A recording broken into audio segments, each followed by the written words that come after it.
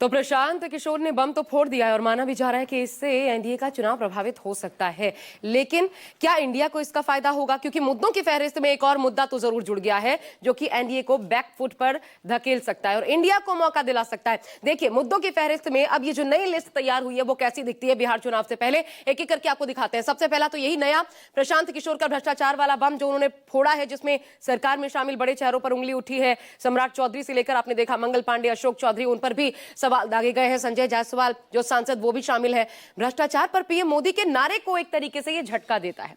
जाहिर है सरकार में शामिल है भाजपा, और अगर सरकार में शामिल चेहरों पर ही आरोप लगते हैं, भले सरकारी गबन के ना हो, बावजूद इसके भ्रष्टाचार पर जो जीरो टॉलरेंस की नीति की दुहाई दी जाती है वो छवि इससे प्रभावित होती है। एक और अहम मुद्दा है, वो भी आपके सामने देखिए।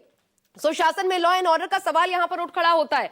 जनवरी से लेकर के जून औसतन 229 हत्याओं के साथ अब तक कुल मिलाकर के 1376 हत्याएं, ये मामले दर्ज हैं बिहार में। जबकि एक और फैक्टर की गूंज है, ये क्राइम कंट्रोल के अलावा बिहार में एसआईआर, इस पर संग्राम से क्या नुकसान पहुंचेगा? नीतीश के सामने सहयोगी दलों का भी एक मुद्दा है, उस पर कैसे संतुलन बनाएंगे, ये भी एक चुनौती होगी, देखना होगा। तो ये तमाम मुद्दे हैं, क्योंकि लगातार बतौर सीएम नीतीश कुमार की कमजोरी पर निशाना साधा जाता है, विपक्ष भी उंगली उठाता है। हालांकि सिर्फ एक पार्टी की बात नहीं है, बिहार में राजनीतिक दलों के पास दागी चेहरों का भंडार है, कहें तो गलत नहीं। 2020 की एक रिपोर्ट के आधार पर एक आंकड़ा भी आपको देखना चाहिए जब आरोप सामने आ रहे हैं। एसोसिएशन फॉर डेमोक्रेटिक रिफॉर्म, उसकी एक रिपोर्ट है, आपको दिखाते हैं। एडीआर की रिपोर्ट क्या कहती है, देखिए। आरजेडी में कुल मिलाकर के 74 विधायक, 54 आपराधिक मामले हैं इनके ऊपर, यानी मात्र 20 कम है जिन पर नहीं अपराध के मामले। बीजेपी में 73 कुल विधायक, 47 पर आपराधिक मामले दर्ज हैं। उसके बाद जेडीयू देखिए 43 कुल मिलाकर के विधायक, 20 पर केसेस दर्ज है। कांग्रेस भी पीछे नहीं है, 19 तो कुल मिलाकर के विधायक ही हैं, देखिए 16 पर आपराधिक केसेस है, मात्र 3 बचे। एमआईएम, हालांकि ये 5 जो आप देख रहे हैं, पहले 5, अब तो एक ही मात्र बचे रह गए हैं जो उनके प्रदेश अध्यक्ष हैं, क्योंकि 4 चले गए थे आरजेडी में। ऐसे में पांचों के पांचों जिनको खड़ा किया गया था वो सभी आपराधिक मामलों में संलिप्त पाए गए। हालांकि चुनाव खेल है प्रोजेक्शन का, और किस मुद्दे पर कैसा माहौल बन पा रहा है और जनता के बीच उसका कितना असर हो पा रहा है, सब कुछ इसी पर निर्भर करता है। तो क्या यह मुद्दा भी चुनाव में गूंजेगा और असर होगा? देखिए।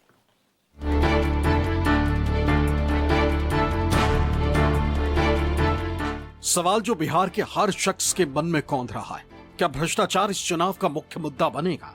बेरोजगारी, पलायन और महंगाई के बाद क्या भ्रष्टाचार को मुद्दा बनाकर विपक्ष सत्ता की अपनी महत्वाकांक्षा को पूरा कर पाएगा?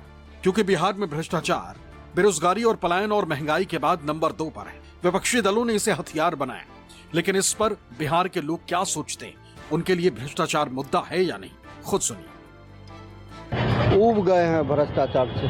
थाना ब्लॉक कहीं भी जाए, बगैर पैसा का कुछ हो ही नहीं सकता है। सीधा मोटेशन करवाने आम जनमानस में भ्रष्टाचार के सवाल पर विरोध बहुत ज्यादा है नीतीश जी से, इसलिए सब लोग चाहते हैं इस बार सत्ता परिवर्तन चाहते हैं। लोकतंत्र में डॉक्टर राम मनोहर लोहिया कहते थे कि जब तुम विपक्ष में रहो तो तुम्हारी जवान चलनी चाहिए, सड़क पर आंदोलन दिखना चाहिए, और सत्ता में रहो तो काम बोलना चाहिए। यहाँ के लोगों को कटघरे में खड़ा करना चाहिए, सवाल करना चाहिए। योजना जो है लागू करने से नहीं होता है, उनको धरातल पर उतारने के लिए बिना घूस दिए हो ही नहीं सकता है। मतलब इस सरकार में कंप्लीट भ्रष्टाचार। खबर हम देख रहे थे मधेपुरा की कि जो यहाँ पे बुडको का जो काम चल रहा है, उसमें कंपनी ने आरोप लगाया है कि विधायक जी कमीशन मांगते हैं, इसलिए काम बंद हो गया। नहीं, कोई आरोप लगाता होगा इस बात की जानकारी नहीं है, लेकिन रात में हम आ रहे थे तो रात के अंधेरे में बुडको की काम चल रहा है। उस मसला को जाकर के देखिए सरकार किन की है।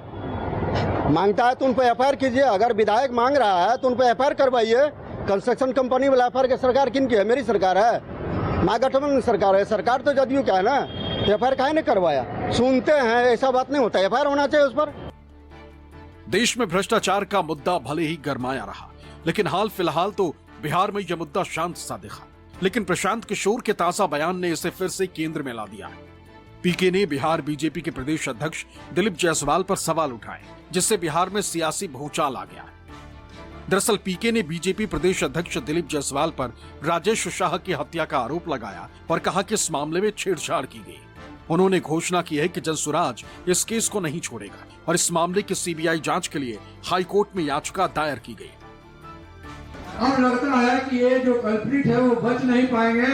हम लोगों ने एक दूसरा मुकदमा दायर किया है उस पीड़िता, उसकी बहन की तरफ से, जनसुराज के सहयोग से वो केस किया गया है। और उसमें हम लोगों ने दिखाया है कि किस तरह इन्वेस्टिगेशन को दिग्भ्रमित कर उसको रियल जो जायसवाल जी उसमें इन्वॉल्व है या और लोग जो उनसे टोटली इन्वॉल्व है उनको बचाने के लिए उस समय का एसपी और एसपी को कैसे रिमांड मिला, उनकी पत्नी को एडमिशन करा के वहां से पीजी की डिग्री दी गई, ये सब बातों को लिखते हुए हम लोगों ने एक याचिका दायर की है हाईकोर्ट में।